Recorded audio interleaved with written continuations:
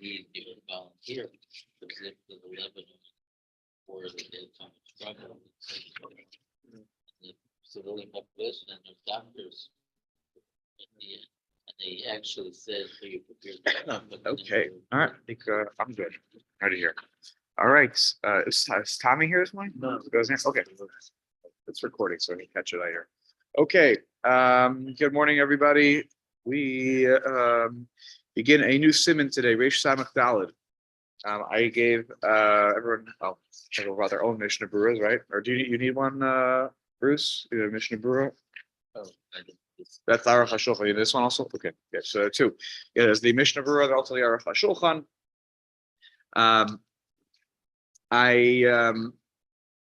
The reason I particularly liked the Aruch HaShulchan here because I feel like he gives a really helpful introduction. So we're going to read the Aruch HaShulchan, the beginning of the Aruch HaShulchan first, and then from there we'll go to the Shulchan Aruch and the Mishnah Berurah.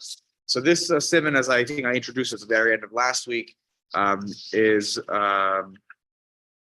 about as a practical, for today's day and age as it gets, in the sense that, I assume that most of us around the table, when we have the Shabbos candles, we probably buy something from some pre-made something or other from the store.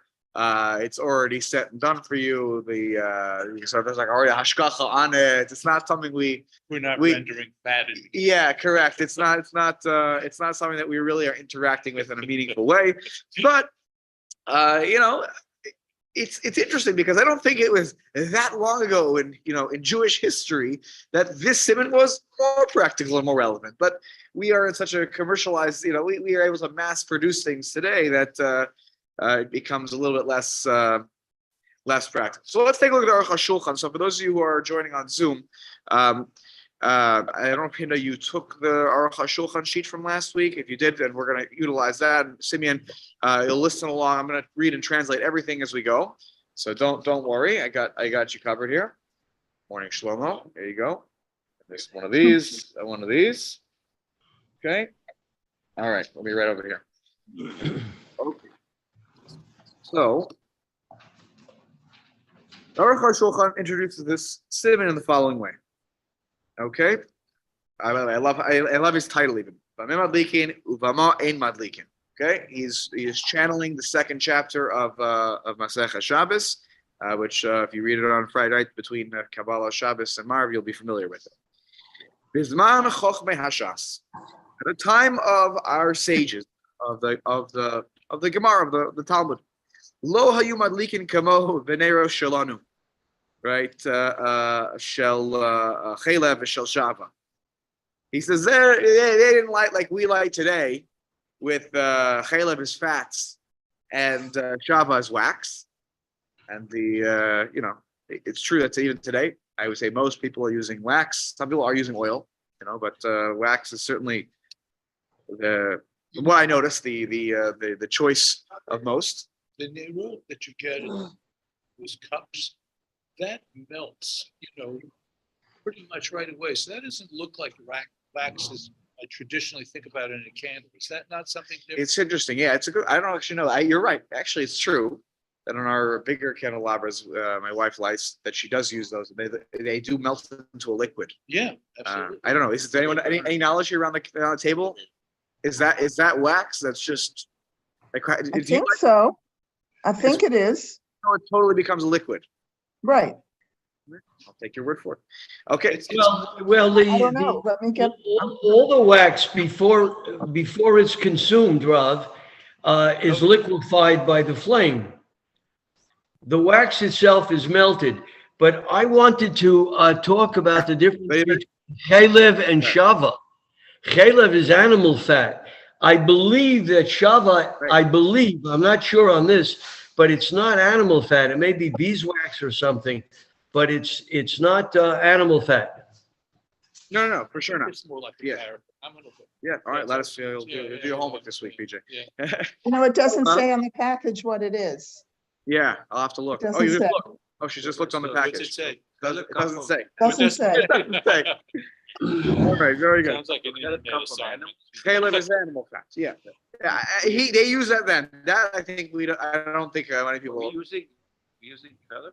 No, he's talking. Aruch HaShulchan's writing at the turn of the 20th century. This is not something I think that most people today do.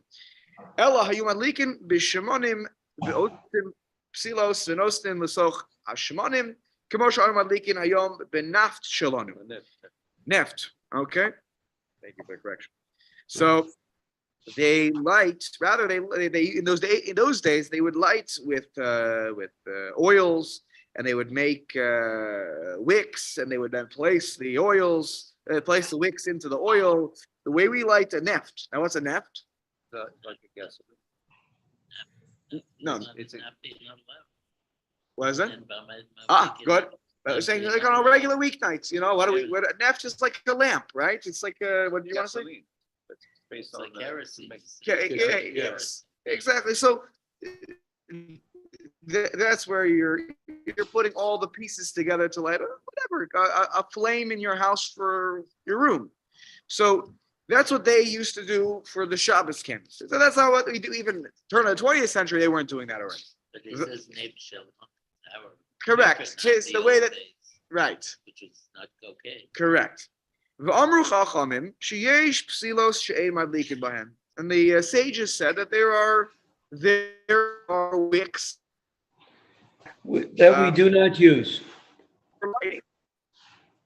Exactly.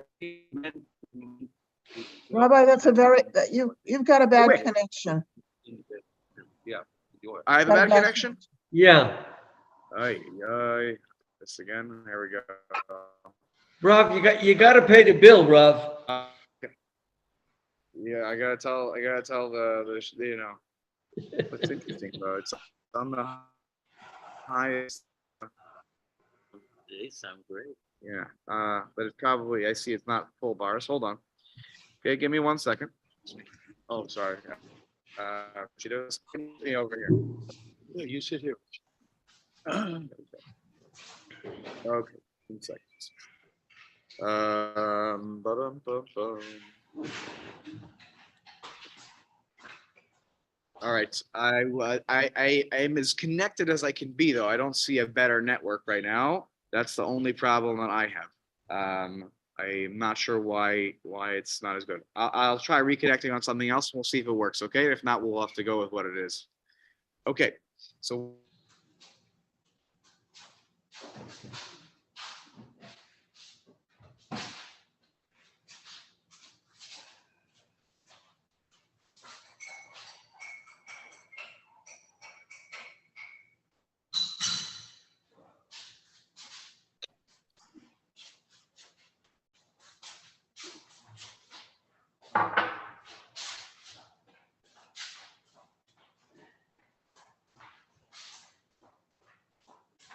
Yanni? Something happened to the thing. The rabbi has to reconnect on his end. Does that mean we have to go back in on our end? It's on our end. You bring it. I just told you it's over there. Hopefully you can hear me better now. I don't know if it worked, but Okay, thank you. Okay, let's try it. I did the best I can. I got to talk to the shul about upgrading the Wi-Fi. Okay, so anyways, the Aruch HaShulchan says that the light is jumping. It's not zakuf. Zakuf, I think, zokef kikufim. What does zakuf mean? Standing up. Yeah, Bent. standing up straight. It's not problematic. Bent. And this wick is happy in one place. It's not jumping around. And if it's exactly, it's jumping around, and it's not exactly, it's flickering. And there's a fear here that I go out. It's not giving you the proper light. Hey, she'ein nichneses socha psila ela saviv mibachutz shalhevet kofetzes. So, or it's not entering. The oils are not entering into the wick. Rather, it's all just it's all sitting around. It's not catching from the wick is not catching the oil. And Not being absorbed. exactly, and the flame is jumping around. V'chein yesh shmonim she'ein madlikin bahen. And there are also oils we don't light with. Mipnei she'ein nimshachim achar hapsila v'yavo lahatos. Some oils don't get absorbed as well into the wick, and therefore v'yavo lahatos. And now it's bending this way. It's in what happens. The shemen is all over, and the nebuch, the wick is like bending over. It's this. It's not good. With wicks there where the light is going to be jumping around. What's the fear? You're going to fix that you'll bend over and pinch it straight on Shabbos. exactly, and you're going to adjust it slightly, and because of that, you are now chayav mishu mavir. You have violated one of the 39 malachos of kindling a flame, even if it's already lit. You're just helping it become bigger. That is a violation of that malacha. And then take a look. Turn to the next page. Sif Beis in Aruch HaShulchan.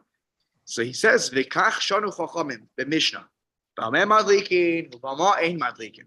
And this is what the sages taught in the Mishnah that begins with what may be light and with what may be not light.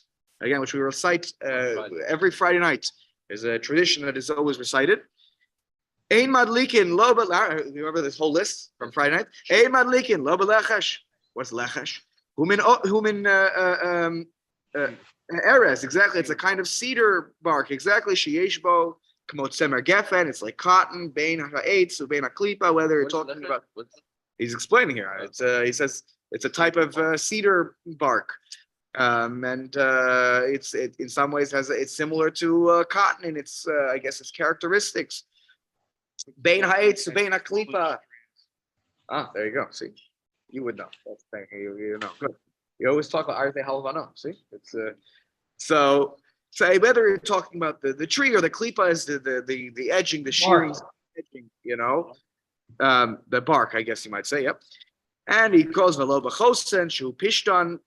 Chosen is flax shelo nafuts, which was not beaten, so it wasn't like prepared well. It's not ripe. V'yesh b'psolas, and there's a lot of literally junk in it. That's not pure flax. Lost my spot. That's psola shel meshi. Meshi is a silk. Areva. It's a kind of areva is what do we call it? Willow, right? It's like wool. Bein klipa le'etz. Whether you're talking about the klipa is always like the edge of it, or you're talking about the branch, probably the eitz, where it grows from. Like the wood, it's a kind of grass or plant. And there's something inside of it, and the moch is like the inner parts of this plant, and you could light with it. That's the green. What do you call that? Seaweed, yeah. Exactly. Okay, good. The reeds, right, you might say. Those are the things that are prohibited amongst the wicks. You're not allowed to make it from wool or from hair. Whether you're talking about sheep or you're talking about camels, umeizim, goats, ein madlikin. We don't light. And according to Rashi, das Rashi, gam bekanbos. Kanbos is, I looked this up yesterday. Now I'm having a hemp. I think it's hemp. Okay, shekorin kranplia. Okay. You can smoke it. Yeah. With semer gefen shekorin bavil. Okay, semer gefen is called cotton today. Okay, and Rabbi Tam actually argues on this. And we follow Rabbi Tam. We're actually going to see that the Mishnah is going to quote an opinion that we're machmer like Rashi, that you shouldn't use hemp as your wick. Anyways, psilos. Yes. Bowl. Oh, bowl. Meaning Bowl. Oh, cotton ball. Oh, interesting. Ball. When those cotton bowls get Okay. Okay, good, excellent. Anyways, and he goes on the next one. He talks about which, oils, and we'll get there when we get there. But that's, I feel like, a helpful, meaning when you read what we're going to read now, it's not going to be a literal listing of what you see in Babem Madlikin. They're going to, bring Babem Madlikin into the 20th century, or in this case, for the Shulchan Aruch, into the 15th century. So it won't sound exactly like the Mishnah, but this is all based on that Mishnah, on those Mishnayos, I should say. So let's look at the Shulchan Aruch now. Reish Lamed Daled. But excuse me, Rav, Right. Aruch Shulchan gave us a very specific list. And it occurred to me when he disallowed the use of camel hair specifically, there doesn't seem to be an element of kashrut involved in the source of the wax that makes the candles. No sheep. Yeah, there's no. When the Mishnah lists the things that it lists, it is merely. It's based on Metzius. That's how I put it. It's based on the reality. And if this kind of wick, this substance is not going to get the job done, generally speaking, then Chada Chachamim said, don't use it because we don't want you playing around with things. Same thing when we get to the oils, same thing. Yes, well, sometimes it work. You set it up and you put it in a particular way. But the Chachamim said, if there's a question about the wick, we don't want people taking chances because there will be people that will make errors when it comes to these wicks and the oils. And I'll add one more point here, which is, there's no kasha. Meaning they For the backs, the fat. right. There's no kashrus here. It's all like using your.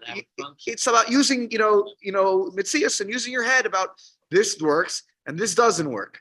This works sometimes. It doesn't work other times. If it's sometimes, the Chachamim said we're not getting involved in this.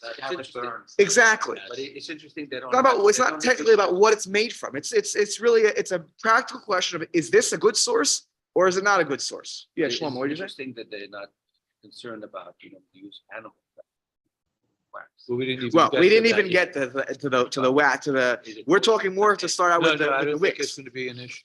Let's just see. I don't think that's what he's going to Yeah. judge it on.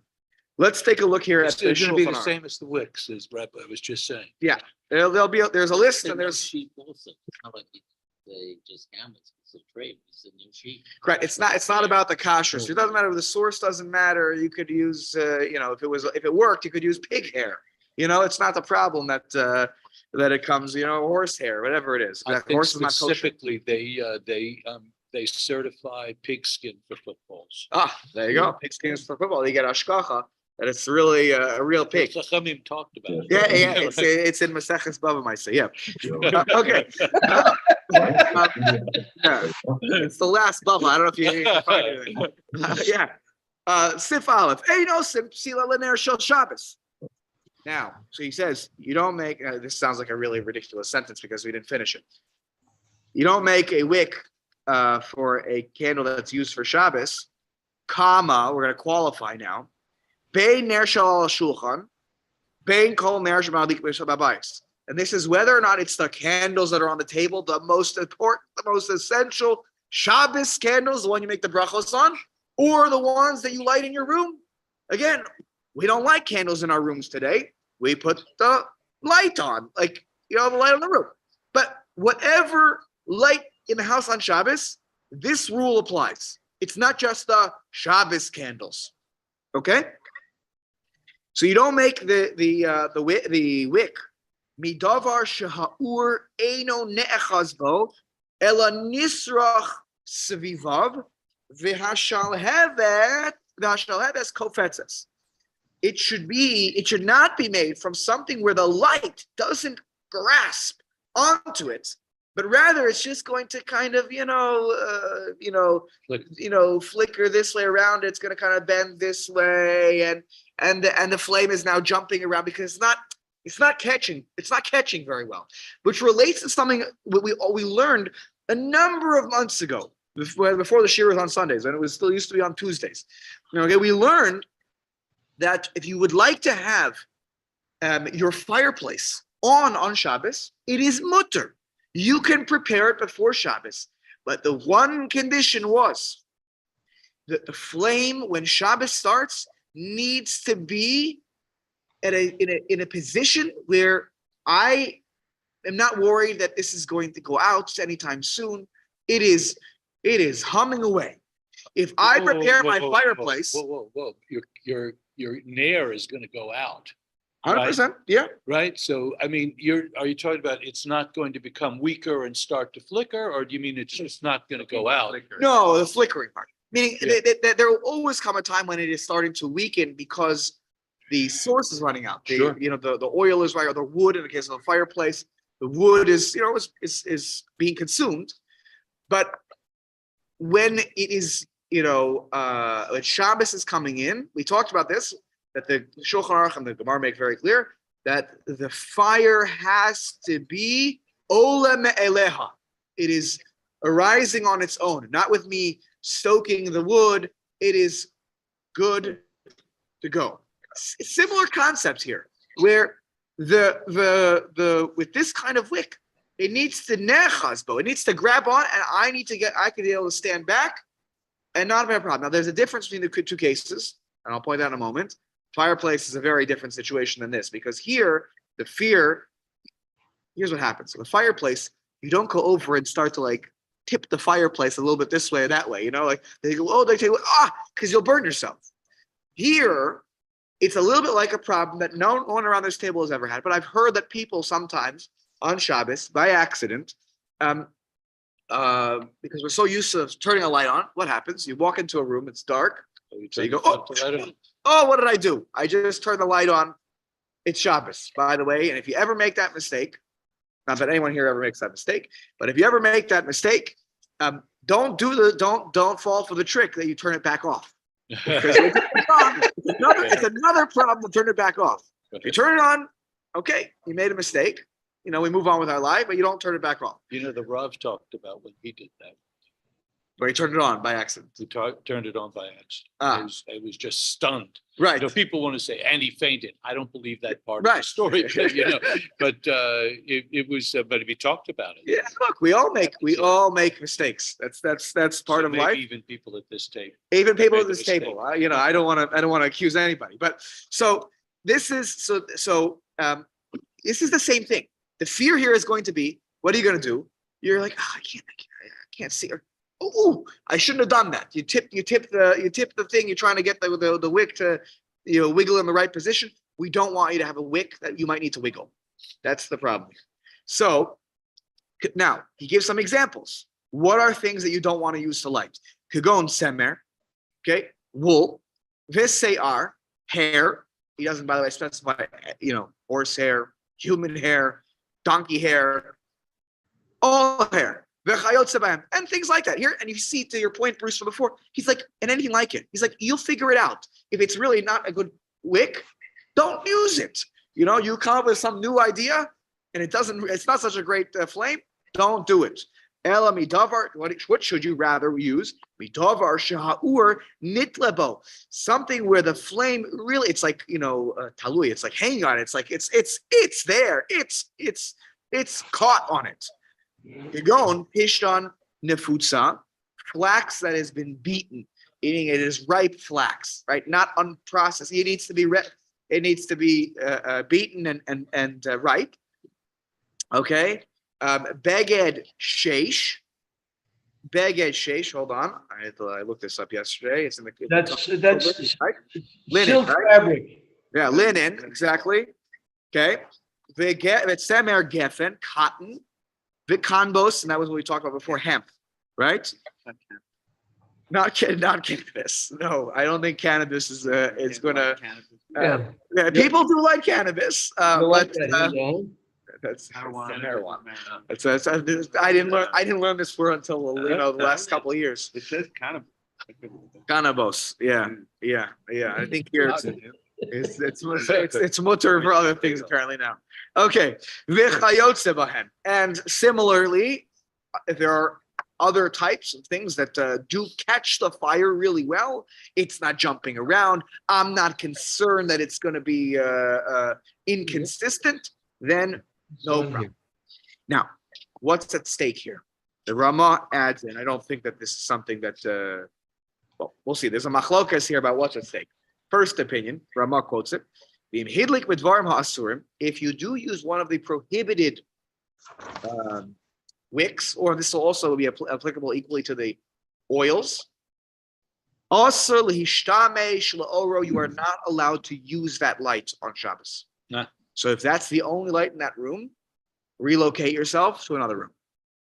Okay, you're not, or you could do something in that room that doesn't require a light, resting, whatever it might be.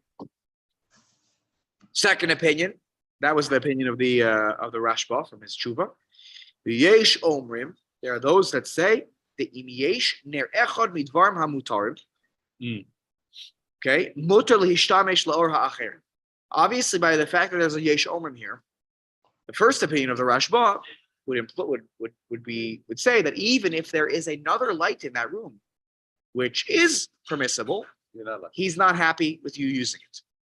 The second opinion says if there is another light that is permissible to use, then mutar lehishtamesh laor ha'acherin. Then you can use all lights. Because what's my fear? I'm going to start playing with it. I have enough light.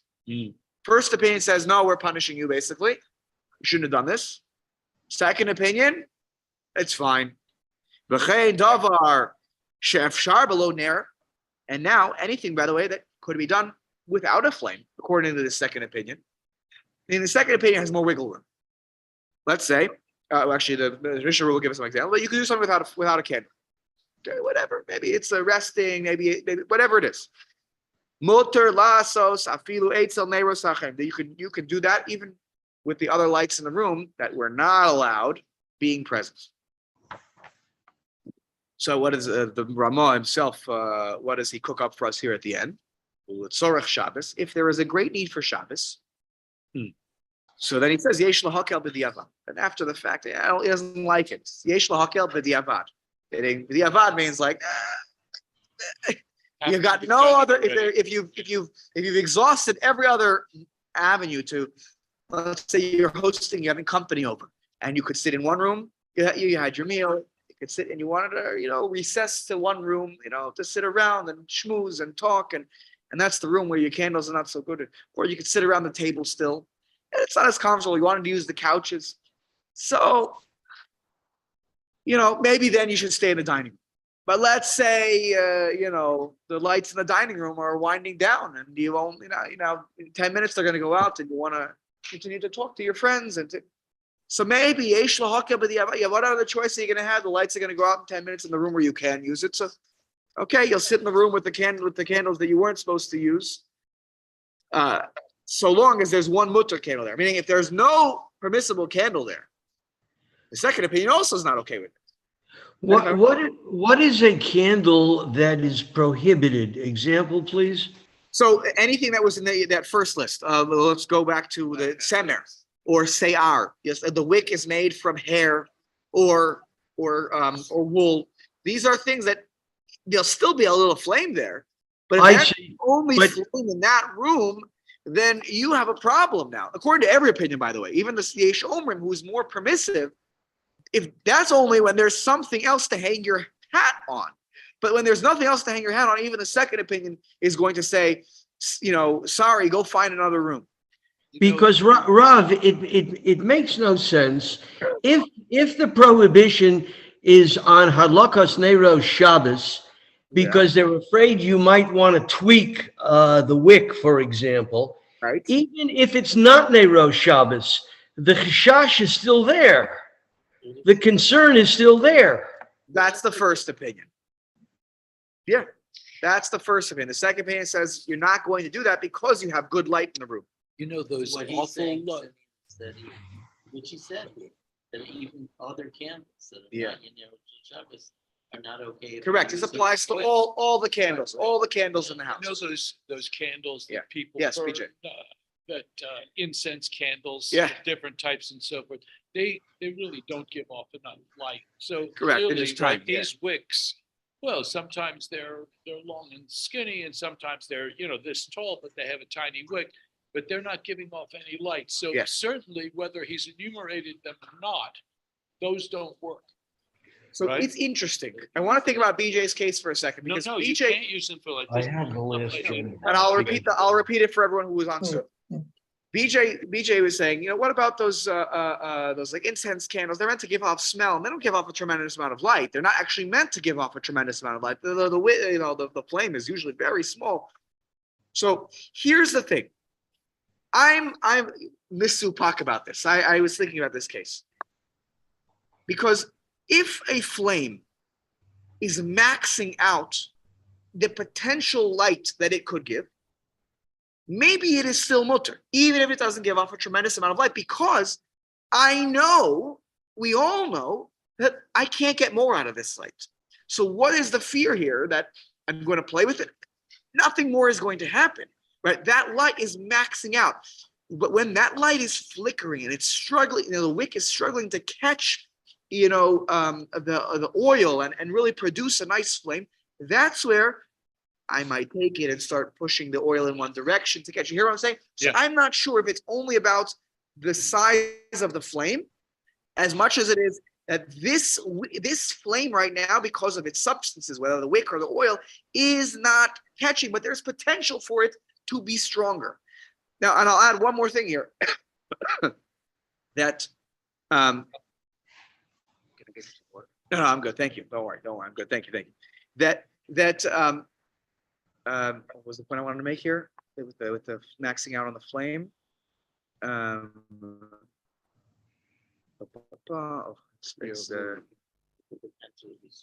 It could potentially be stronger, but we're going to get to this also soon and more in depth when we get to Reish Ayin Hey, or you're not allowed to say Reish Ayin Hey because it spells out of Ra'ah. So they switched the Simonim to spell something else. But Ayin Reish Hey, I think that. But anyways, for that one, you will see that you're not allowed, even with a good flame, perfect wick, perfect oils, if you are reading a book right by that, you're not allowed to read a book right by that flame. Now, today that's lost on us. Nobody has a problem. You can read with your overhead lights. Why? Because even if you have a perfectly good flame, the fear was that it's a davar satarach iyun. You need some. What are you going to do? You're going to take the candle. You're going to move the light to aim it this way. Not because the flame wasn't good, but you're trying to move the flame in order to help you tzarech iyun. Look further, investigate further into the issue. So even with a good flame that's perfectly doing its job, we're going to run into issues, but not in this simon. Here we're talking about just general lighting for the room, not for a specific, a small thing that you need to read or some, small minor purpose. Usually something that doesn't. Right. So Rabbi, Go ahead, Richie. Yeah, then I'll get it. Something like tying your shoelace. You can tie your shoelace, you don't need it like. Right. In the room, you use it. So according to the second opinion, that's mutter because you didn't need it. First opinion would say you need to exit that room. Even if it's an Exit the room. Exactly. You are not allowed to be here. That's the first opinion. So okay, we allow it, if you have no other choice. If you have a choice, go tie your shoes, go do anything in the other room, because that's the appropriate thing to do. Hinda, yes. oh, so in this day and age, when we have an electric light on, we can use anything, according to the second opinion, right? Yeah, because again, you're not tilting. Correct. Everything is changed. That's why I said this simon is so. Okay. Not every simon is as outdated as this one. We light shop. The only candles we light are the Shabbos candles now, like the ones near your dining room Right. table. This is not relevant to. I'm not going up and moving the bulb and shaking it and we're not fearful that you're going to change a light bulb. So yeah, this is very different with the lighting that we have today. Tilting the shade. I'm just curious why nobody ever make a Brooklyn. Tilting the shade will alter the light, but it won't Right. turn off. Before you- Yeah, so we mentioned that maybe when you light the Shabbos candles, you right before that, you flick them on, and then you light the candles, and you say the bracha, and it's about for everything, for all the lights. There are those who say that you should do that. The reason that lights with oil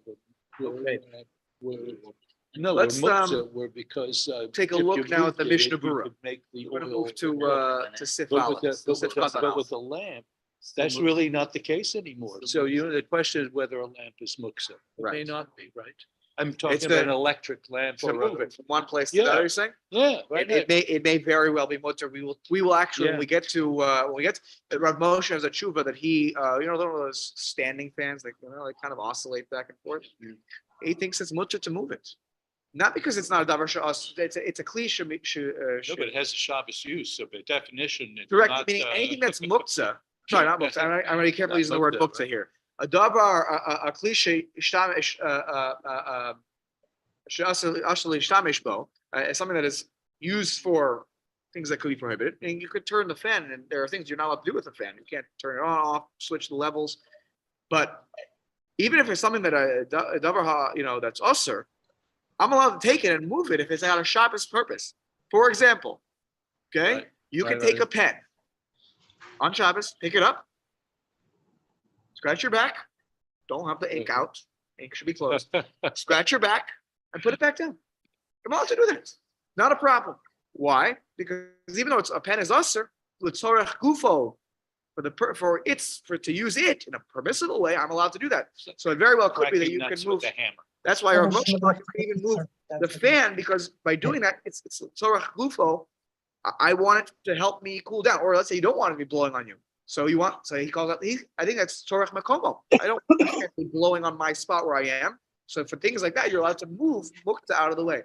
If there's a pen on the dining room table, and someone forgot to move before Shabbos, you pick it up. Tzorech makomo. I want my table back. So I can pick it up. You don't have to start, going. You don't have to blow the pen off the table. Pick it up like a bench, and you drop it up in a spot where you don't need it anymore. So let's take a look at this over here.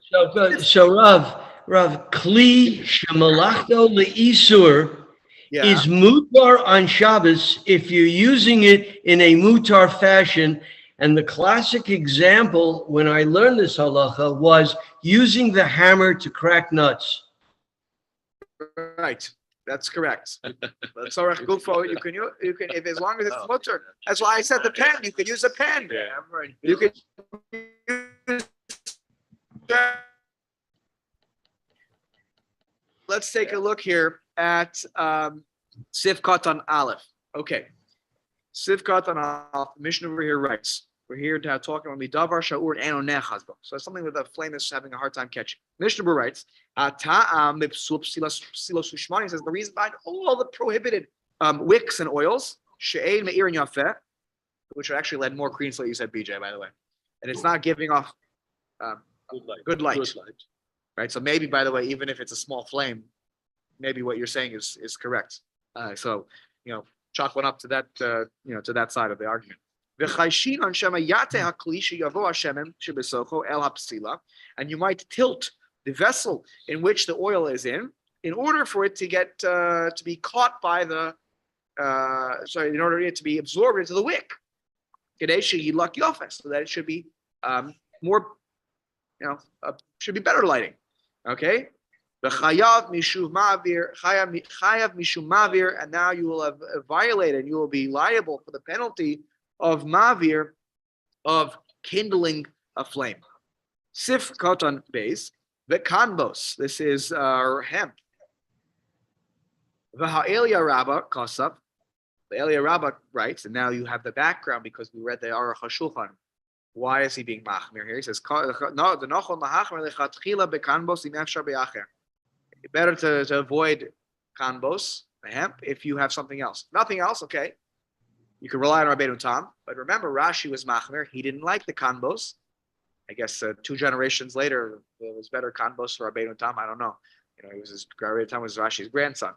So, anyways, so that's what he said. Eli Rabba says. Sif Katan Gimel. That if you light with a prohibited wick or oil, as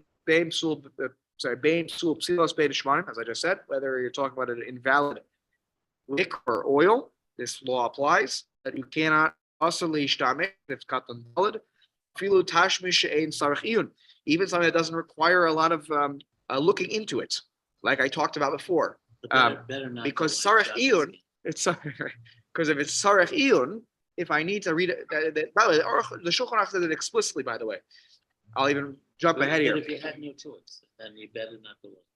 If you had no choice, yeah. I mean, if you have nothing else and you have just one of these prohibited ones, then you shouldn't light. Yeah, But 100%. but this, what he's saying, when he's talking about the oil as well. Yeah. I wonder if that also applies to those incense candles, because I think that's what restricts, I don't think it's so much the wick. Those Right, wicks are you're saying probably the it's same really, wicks, it's really probably, the, yeah, 100%. So by the way, I just pulled up my, a bunch of pages here ahead. In Ayin Reish Hey, because again, they go out of order. It's really, it'd be Reish Ayin Hey, but you don't want to spell it. Ra'ah is a bad word, so we don't say bad things. Okay. Okay, that's how it always works. By the way, you can't find a sim in Shin Mem Dalet. It's not Shmad, because Shmad is also a bad thing. So, anyways, it says here, "Ein koren b'sefer or haner." You're not allowed to read a book by a candle right next to it. You cannot. If you want to be far away from it, that's going to be okay. But you cannot read right by a candle because of the natural instinct that you might have to tilt the candle very, just oops. I didn't mean to do that. So that's not what we're talking about here. That's like I feel tashmish ain't sarachi in the Mishnah verse says. Not like something like reading a book. Why? Because shemayata, because you might tilt it. The ilud b'davar should sarich ilud. Because if it requires really looking into it, like look. Also, even if it's a good light, no problem. You can't do that. You can't read right by a light. Give us an ayin reshe. The Taz like come on. That's to get the only hana you can get from the Shabbos candle is that when you're eating your dinner. So I think that if let's say there were enough lights in the room that you're not like literally you're not sitting by the light to read. I thought that's what you were talking about, Yeah. just so that you're out of reach, it's out of reach. Yeah. You're not right next Meaning, to it, right? because otherwise, how it's not to read Kiddush then, if you're reading Kiddush from the sitter. Well, no, but the thing is, you're getting So the then benefit, but it's got to be far enough. away. Yeah, Give you 100%. some Meaning, distance, that's all. yeah, You could read a book there if it's far. right. Exactly. Today again, we're not thinking about these things. It's not on our minds.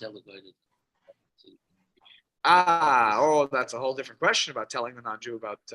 That's gonna be. I can't wait till we get to that part. Okay, that's gonna be fun. What I used to love was when people would come to our house, they'd go to the bathroom and then they turn off the light that was in the bathroom, not observing people. Right. And so And now these the are rest of Jews, and they Shabbos. come back and they say, "Oh, can I be your Shabbos goy?" That was always my favorite. I guess if they haven't accepted Shabbos yet, as we talked about, you have a little window, Okay, so Yeah. right, that's the problem. Now the Hataz come on. The Taz says later on. This is Simon Taf Reish Ayin Gimel. Now you're talking like Chanukah. Kasav the Be'inyanenu. In our situation, Afilu B'Yesh Acher Imo Shiro Elso. Let's say there's now here. By the way, Steve, do you have any? In my edition, I didn't have an extra. I want to make sure I'm getting this right. Did you have some extra commentary on this particular line? Yeah, because there are two. There's one way that you could read. Two ways you could read this line, in my opinion. I feel b'yesh achar imo shiro so. It could mean that that there is another light with it. B'yesh acher imo, meaning another light with it. Shiro so that you can see with it, meaning with the second light. Filu hachay also. The Taz says, even so, it's also, or it's not allowed. The efshar lizoher shelo yata, because you won't be careful to not tilt it. The other way you could read it, I think that's the correct. But I could read this as there's another person with you, and they'll guard you from not. Sheyesh acher imo shiroe oso, who sees him. If you, even so, it's usher. Because I think it's the first way. I don't know. I think it's the first way. I just saw in Ayin Reish, Yeah. that one of the situations where you can read with the light, if there's somebody with you. Right. Oh, you're saying that, there's someone with you. There's a And buddy there's someone with who's you. guarding you. So they'll tell you, The don't two do of you are that. reading together, he'll tell you Ah, okay. See, I didn't fully look ahead that way. Okay, My you start- information is- Oh yeah, here it is. Sif Gimel. Yeah, Im yesh acher imo afilu eino koreh ve'omer lo tein datcha alai. He say, you have to. I'll read. You watch me read. You know? Yeah. You watch me. You know, Shalo Ateh, that I don't make a mistake and tilt it. Then he says they're mutter. Then you could do that. You adinim omer kain liishto, and you can tell your wife to do the same thing too. I'll read, honey. You watch me read. Then it's mutter. So thank you. So maybe actually it is a second way. I was mechaber that they could read this a second way. Okay, so it is a second way I just that you to have notice another person with you. Thank you so much, Richie. You have the Taz's point out. Even if you have another person with you, who could guard you from making the mistake? Their whole job is to watch you. The Taz is like, I don't like it because by the time they catch you, you'll have already because it'll be too fast, right? It's it's impossible. You won't catch him in time. Okay, and people are going to they're going to take their eye off the ball. All right. So the Taz is very machmir. Again, do we deal with this today? We don't deal with this today. To ask a friend to watch you read a book so that way you don't end up, tilting the light. It's a kind of a funny situation, though. I would at least say you're required to read out loud at that point. Because if I have to watch you, you better entertain me at the same time. Anyway. I'm sure there are a lot of situations with people. Bye-bye. Same book, we didn't have that many. They didn't books. have many books, exactly. Also a good point. Sif Katan Hey, Mutter Lishtar, second opinion said that it was permissible as long as there was one light that was a light which you can use the wicks and the oils. So Mutter Lishtamish, Afilu Haneros Ondos Becheder Acher. Even if the candles were in a different room. So you lit the permissible candles are in the dining room and the forbidden ones are in the living room. And it is Discouraged is both. what was that? As opposed to us, it's more discouraged. Right. So why? Since there is one permissible candle in the house, in the next room over, Yizkor v'lo yate gam b'mkomos acher.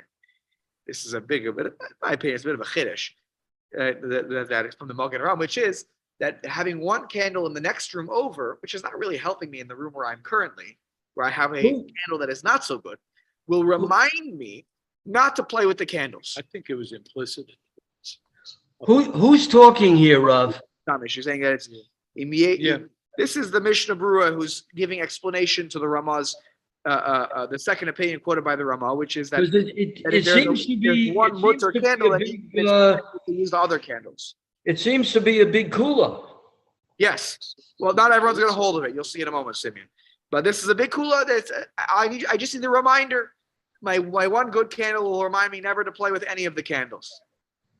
Yeah, right. Okay.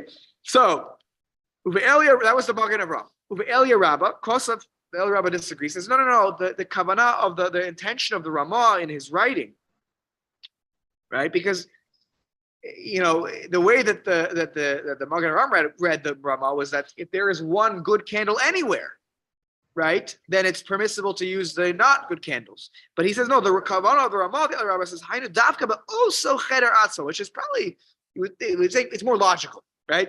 That no, in the same room, there's a good candle there, and then a not good candle. Says that's when it's permissible to use the light of the, for lack of a better way of putting it, not good candles. And if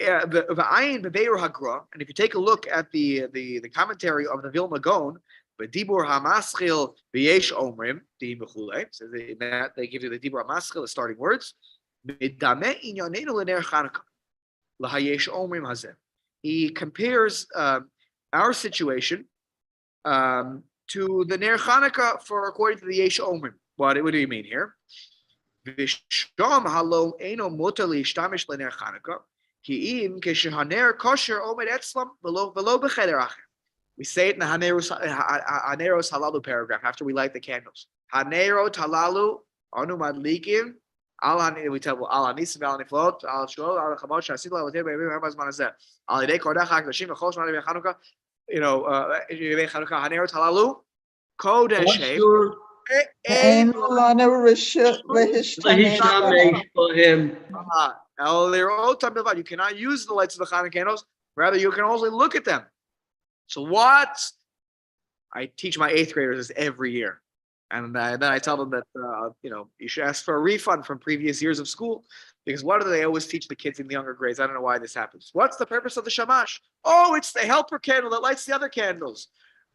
Wrong. That is not the reason for the shamash. The Gemara gives one reason. This is what I teach the kids, right? So on the, it's right under the sugya about Beis Hillel, Beis Shammai. You light, in increasing or decreasing order. And he says there, Rava says, Sarich ner acheres. Why? Because you're not allowed to lishtamish laora. You can't use the lights of the Hanukkah candles. That's why you light the. That's why the shamish is there. It's not because it has to help. You could use an unrelated candle, to light the Hanukkah candles. The shamash is there, and that's why you light the shamash first, before you light the first Hanukkah candle.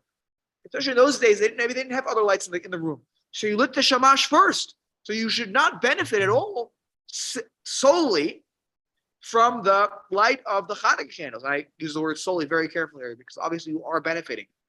You have 9 lights, and one of them is a shamash. You are benefiting from the Hanukkah lights, but once it is mixed, Chazal allowed it. So that's why you need at least ner acheret.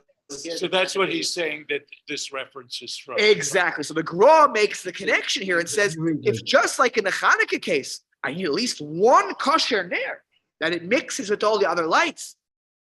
Here too, I need at least one kosher light in the room, and then I can use all the prohibited lights, like in the case of Hanukkah, says the Vilna Gaon. Is the Hanukkah the benefit that they're using it to light the others, or is the benefit that you might use the light we agreed for?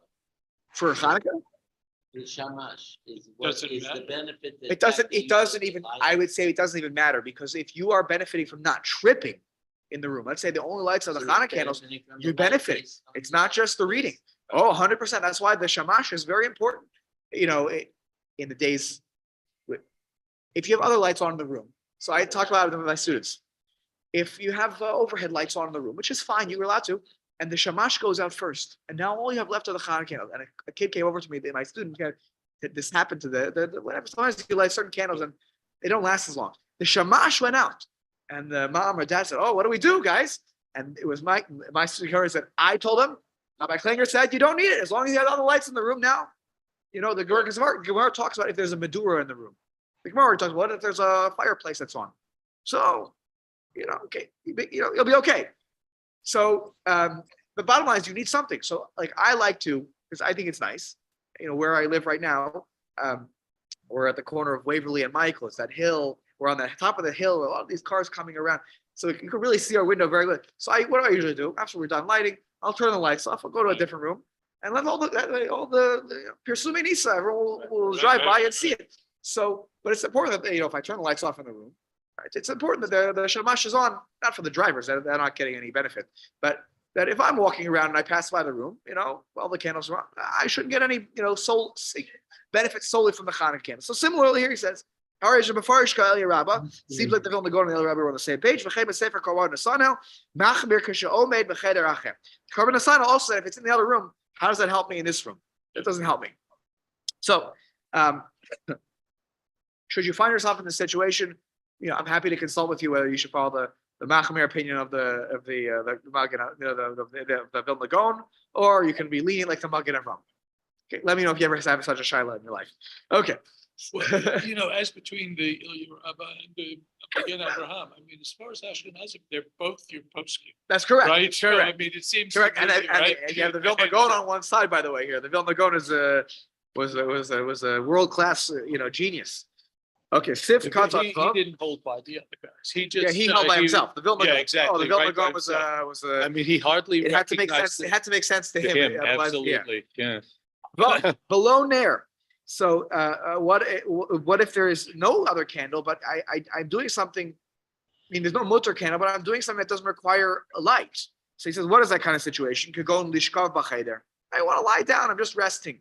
Light's there. It's not there. I'm resting on the couch. Leave me alone. I don't care if there's light. I'd be happy if lights are off. I don't care. Oh, lim shochai. Now this is not a relevant example from our. I don't know what your houses are like in the basement. Oh, lim shochai in hamartev. What's a martev? You learn the Mishnah. Cellar, basement. The wine cellar, right? You go to the wine cellar to draw water. Why? V'hainu derech kli. You do it with a special vessel that's meant for it. Shakorin Han or Lieber, the Lishon Ashkenaz. Who here speaks German? Nobody? Okay. Lieber is Jawohl. So in my targum at the bottom of the page, because I don't know these, I'm not familiar with these words. So they write here, berez. What's a berez? A spout, right? Ah. So it's easy. You don't need a lights for it. If I feel the wine, so I go in, it's a spout. Exactly. I open the spout, I close. It's not nothing complicated. I don't need light for it. I go in, I know my wine cellar very well. It's right by the door. I go in, I open the spout, wine goes in, I close it. I don't really need light for that. So let's say I have a forbidden light in that area. So whatever, it's okay. I'm benefiting from it. I could do this with my eyes closed. Okay, but he says here, behind lo derech barza. What's a barza? So it's my targum have here. Nekev bechovis lahotzas nosliv. It's a hole in the barrel that where the wine will nosliv means will drip out of, right? It will be a little a stream. But shahaya pakuk b'chadoma. It's got a cork in it. Mhm. So now, not so easy. For this, I'm going to have to really. I have to start to You have to know where it is. I have to start fidgeting with it and really pulling. And is it all the way out yet? So apparently this requires more. This would require light. Not in the first case. Obviously, he felt like it doesn't require light. I couldn't tell you the first thing about a wine cellar, and Well, barrels, not like this. and barrels Barrels and- with spouts. And I'm going to trust that he had a better understanding of this than I do. But you understand the principle at play here. The principle is that if I don't need light, and there happens to be light from something that is not permissible, no problem. If there is, if there's something I'm doing here that I would otherwise need light, and I only have, light from something that's not permissible, then I can't use that light. You need light in the wine cellar no matter what, because you have to know when the thing you're filling is full. It doesn't matter what the cask is like. That's why I'm saying, Hinda, I'm sure this made more sense to him. Obviously, it's derech kli. I couldn't tell you what this kli is. I hear your point. I mean, how do you know when it's full? Yeah. So if what was that, Steve? Steve said, "Push your finger in." That should be. So, okay, there you go. People aren't going to be willing to spill their wine. That's right. They'll be very careful with their wine. Last one, then we're going to stop for today, or it's actually two more comments. Sif Zion and Ches, and then I want to stop. Mutalasos. Second opinion said it's permissible to use the lights, when I have no reason to need lights. So he says, the Elia Rabbah explains, that's when there's at least one permissible light in the house. So if there is a situation in one room where I don't need lights, I want to rest, I can only, according to the second opinion, according to the Elia Rabbah, use that light in the room, in this not permissible light in this room to lie down, if there is at least one other light in the house that is permissible, which is my reminder that I shouldn't play with lights. Okay. Then I can go to another room. Other Achronim say, what are you talking about, Elia Rabbah? So that's not consistent. What are you talking about? If in my bedroom I have a permissible light, and then downstairs in the living room I can rest. What's going on here? No, even if there's no ner kosher klal, motor lahayesh orim hazeh. The second opinion would say it's permissible because why? You don't need light for your resting. You don't need light to rest. So therefore, there's no fear you're going to play with the lights. You're resting. Now, if you switch from resting to reading, or reading's a bad example, but that's a good example. Let's say you're reading or something else. Now you got to step out of the room. I'm sorry, that's not okay. Right now you've changed to a different activity. But if your activity is just simply to rest, so no need for anything according to the Yesh Omer for most Achronim. Last comment here, but the Avad, then I have to stop. that this is the ultimately the Ramah says if you need this for Shabbos, you could, but the Eved, okay, we'll let you get away with it, like the Yesh Omer. If you have one flame, one candle that is kosher, and one that's next to it that's puzzle, that's invalid.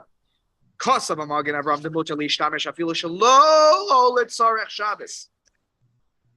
Avraham writes that you can even use it for a non-Shabbos purpose. Remember, the Ramah, a very simple reading, has to have a Shabbos purpose. Basically, something that enhances Shabbos. You can't have one candle by itself, right? So if you have the prohibited candle, it's standing by itself, and then you have the permissible one, and it's by itself. That's a different situation. He says, look what I write in the Be'er Halach about it.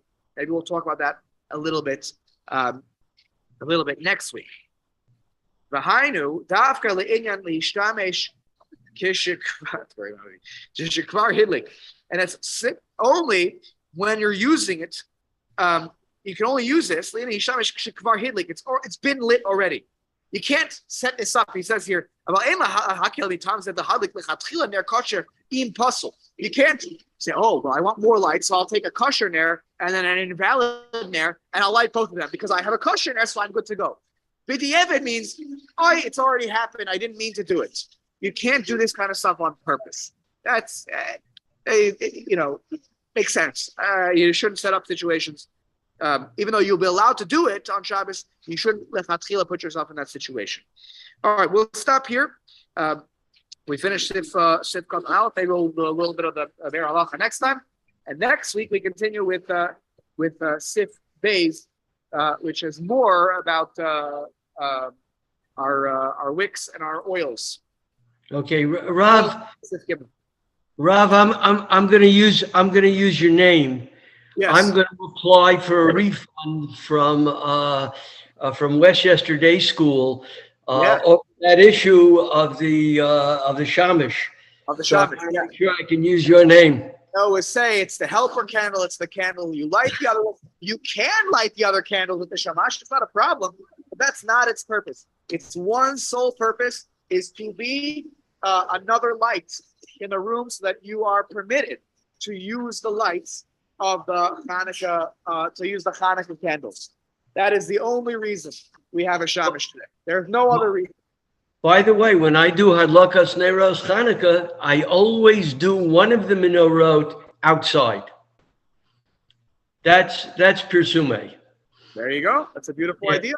That's the ideal the Gemara draws up. Yeah, except for the guy that lives on the 14th floor. Oh, yeah, he doesn't like it. That's right. He can't light outside. All right. Have a great day, everybody. Good to see you. You too, Rob. Have a wonderful day. Thank you. Thank you. Next week.